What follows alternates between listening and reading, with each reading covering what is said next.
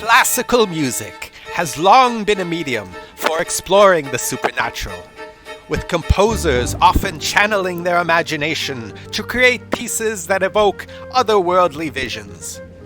Some works seem almost as if they were inspired by dark forces, tapping into the spectral mysticism of dreams, the haunting tales of folklore, or even frightening visions of the infernal and of hell. Among these, three compositions stand out for their powerful evocation of supernatural elements: The Devil's Trill Sonata by Giuseppe Tartini, Song de Nuit de Sabbat from Berlioz's Symphonie Fantastique, and Danse Macabre by Camille Saint-Saëns.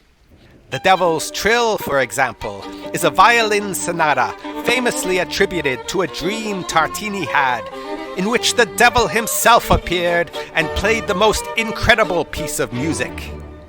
Tartini was once hailed as the finest musician in the world. His reputation as a violinist, composer, and teacher earned him great admiration during his lifetime, and his fame endured well into the 19th and 20th centuries, due in large part to a mystical tale he shared with the French astronomer Jérôme Lalande. Tartini recounted that in 1713 he experienced a vivid dream in which he made a pact with the devil, who became his servant.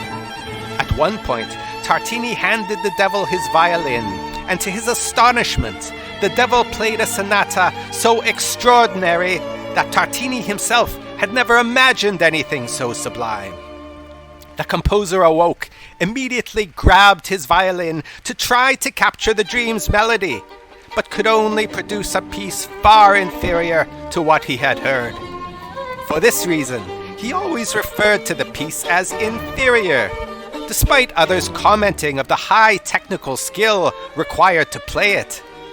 Fittingly, he called it the Devil's Trill Sonata. Next up is the French piece Song de Nuit de Sabbat, which means Visions of a Witch's Sabbath, from Berlioz's Symphonie Fantastique. Thought to be based on the composer's own life experiences, it plunges the listener into a nightmarish vision of hellish revelry. In this classical tone poem, we imagine a man unlucky in love who has been spurned by his one great love. Devastated, he drowns his sorrows in opium. Taking nearly enough to kill him, he is thrust into a series of hellish, opium-induced visions where he perceives himself to be at a witch's sabbath, surrounded by a grotesque throng of shadows, sorcerers, and monsters, all gathered for his own funeral. The air is filled with eerie sounds, strange groans, bursts of mocking laughter, and distant cries echoing through the darkness. The once beautiful melody representing the protagonist's beloved reappears, but it is now debased, transformed into a grotesque dance tune. And the woman he had loved appears herself in this cruel and unholy nightmare of a Sabbath, so to mock him further and add insult to injury at the very moment of his damnation. A roar of joy rises from the wicked assembly as she joins in on the revelry. This work then crescendos into chaos, painting a vivid picture of a soul lost to demonic forces. Given it was rumored to be based on the tragic love story and addictions of Berlioz himself, and was said to have been written in an opiate stupor, it is all the more spine-chilling and evocative, a true drug-induced vision and a heart-wrenching personal trauma of demonic oppression. Last, but certainly not least, is the infamous Danse Macabre by Camille Saint-Saëns. Danse Macabre draws on a very real French folklore tale, a tale once widely believed to be a genuine supernatural phenomenon. You see, it was said back then that on certain nights the dead would rise from their graves to dance in the cemeteries, led by the angel of death himself, who played the violin. Saint-Saëns based his composition on a poem by Henri Casillas, which captures the eerie essence of this old belief. The winter wind blows and the night is dark. Moans are heard in the linden trees. Through the gloom, white skeletons pass, running and leaping in their shrouds. In this piece, Death appears at midnight on Halloween, summoning the dead to dance while he plays the fiddle.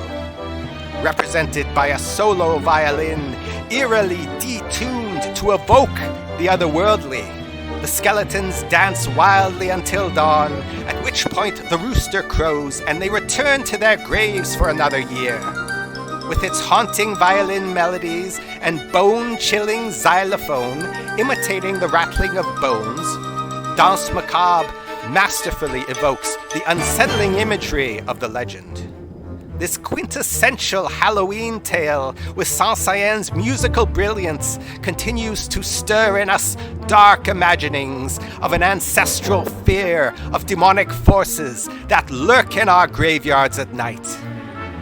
So there you have it, 3 dark classical works, all 3 of which evoke the supernatural, and with backstories to lend credibility to the fact that maybe, just maybe, real spiritual forces had a hand in their creation.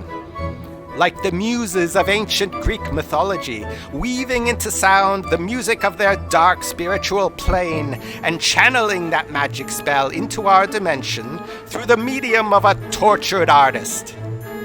So maybe keep one eye peeled if you fancy a bit of Devil's Trill or Danse Macabre one dark and stormy night, and so decide to play those haunting strains for a little Halloween ambiance by candlelight one solitary night.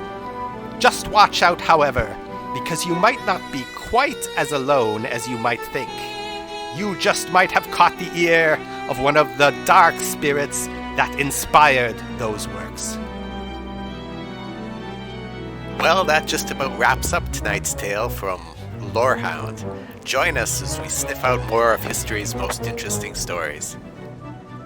As the hound dog entered the dimly lit library, he sensed an aura of mystery surrounding the ancient scrolls. The dusty shelves towered above him as he sniffed his way through the labyrinth of books. Suddenly, he picked up a scent and followed it to a secluded corner. With bated breath, he approached the shelf and pawed at the book, revealing the hidden scroll. As he rolled it out, he knew he had discovered a treasure worth protecting at all costs.